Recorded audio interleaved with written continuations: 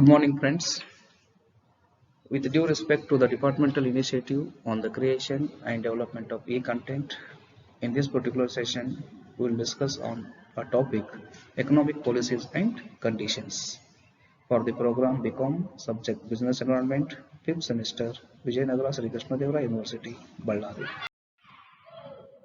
Business environment, it consists of an economic environment, economic policies, and economic conditions. So economic policies, fiscal policies. In economic policies, the first comes fiscal policy, policy of the government that leads to change in government's expenditure and taxation. Fiscal policy means the policy of the government that changes the total government expenditure and taxation. If there is any change in the tax structure, whether it is a direct tax or indirect tax, or whether there is a change in a government expenditure, whether it is a planned or non-planned, and that is known as a fiscal policy of the government. Further, the fiscal policy is classified into two categories. One is expansionary fiscal policy, other one is contractionary fiscal policy. Expansionary fiscal policy involves increasing government expenditure that increases aggregate demand directly, or reducing the taxes increases aggregate demand indirectly by increasing consumption and investment. Expansionary fiscal policy, it means increase in government spending and decrease in the taxes. When the government increases the spending the total money supply in the economy will increase, and that creates increase in the demand for goods and services. And the Keynes theory says if there is an increase in aggregate demand, that increases the level of output and employment, and that employment gives rise for the improvement in the income. Another way, that is reducing the taxes.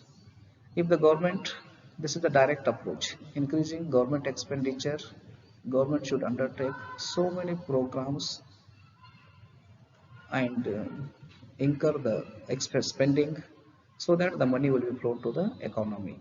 So here the government will undertake the construction of roads, bridges, canals, and also the government can introduce various schemes so that the public can get the money. There are a number of schemes by the government. Minimum wage is there,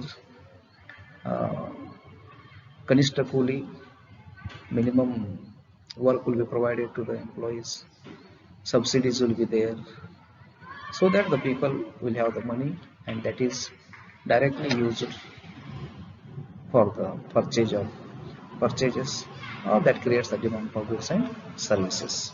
Once the demand for goods and services is created, ultimately that leads to increase in the output, and that increase in the output creates an employment. That's one way. Another way is reducing the taxes. If the government reduces the taxes, people will have more savings, and that savings either goes for the investment, or we can spend it on consumption. Indirectly it will increase the aggregate demand. This is called as expansionary fiscal policy.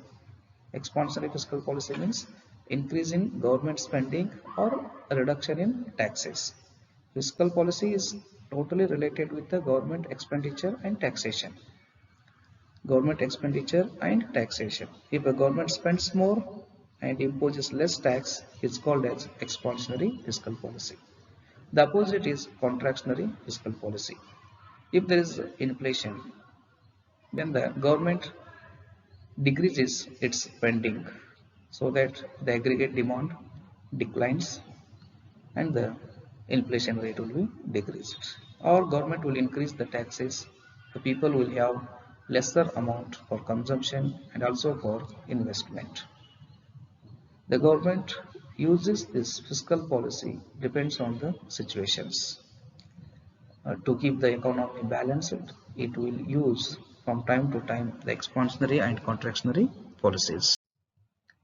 The second one is monetary policy. It's totally related with the supply of money. Policy of the government that leads to change in government expenditure and taxation. It's the policy of the government that leads to change in the money supply. It is done with the help of Reserve Bank of India. Expansionary monetary policy involves increasing money supply. Expansionary monetary policy. Expansionary monetary policy. This is to be used in an economy where there is less money supply, and because of that the economy is having some problems. Expansionary monetary policy, it involves increase in money supply, which decreases the interest rate and stimulates consumption, investment and net exports. It involves increasing money supply. When the government increases money supply, automatically that will reduce the interest rate. When the interest rate in the banks are reduced, that stimulates the consumption and that stimulates or increases the investment. When the bank interest rate is reduced, how it will improve the investment?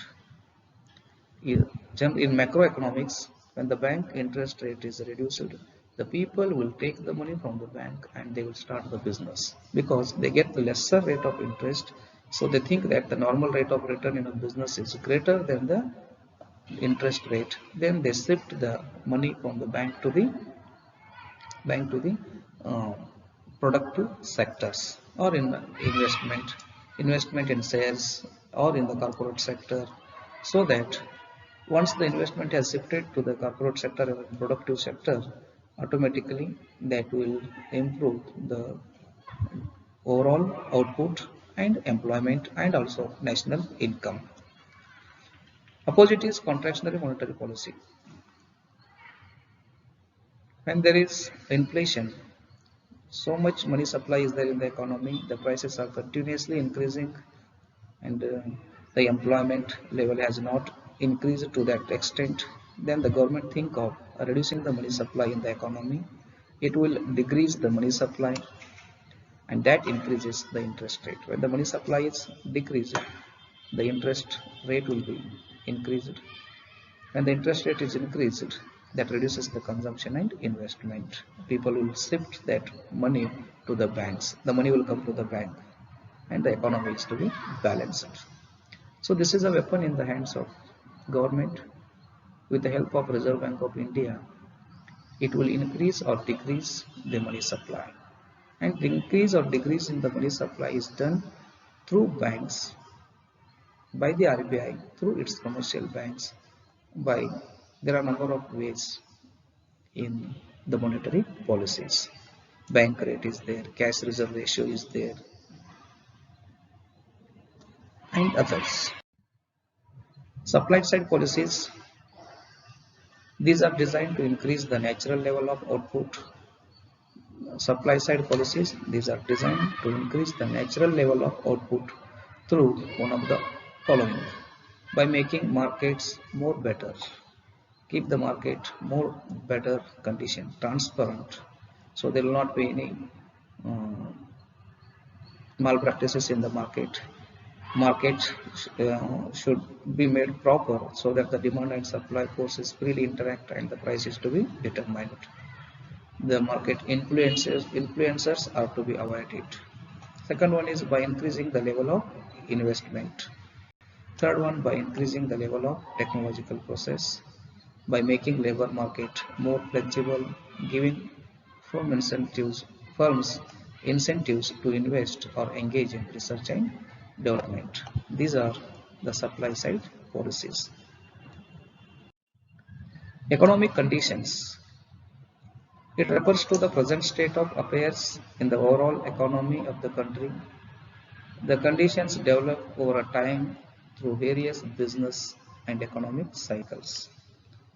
The economic conditions refers to the present state of affairs of the economy, and that present state of affairs or that condition that developed that or over a time that should happen through the business cycles, various business and economic cycles. Economic conditions may include GDP, gross domestic product, growth potential, unemployment rate, inflation rate, fiscal and monetary policy, orientations, etc. In modern world, all economies are market-led economies.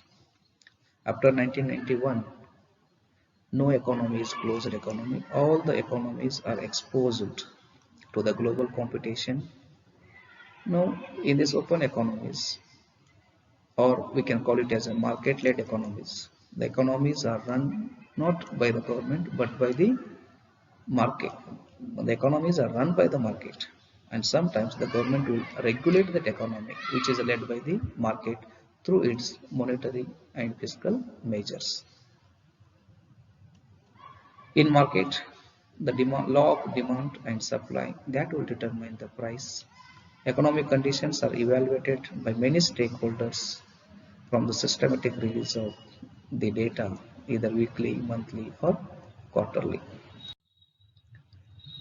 We have referred the books Business Environment by S.C. Fernando, Business Environment by Rexman, Essentials of Business Environment by K. Ashwatthappa, Business Environment by Chris Burton, and some more concepts from the internet. Thank you, one and all.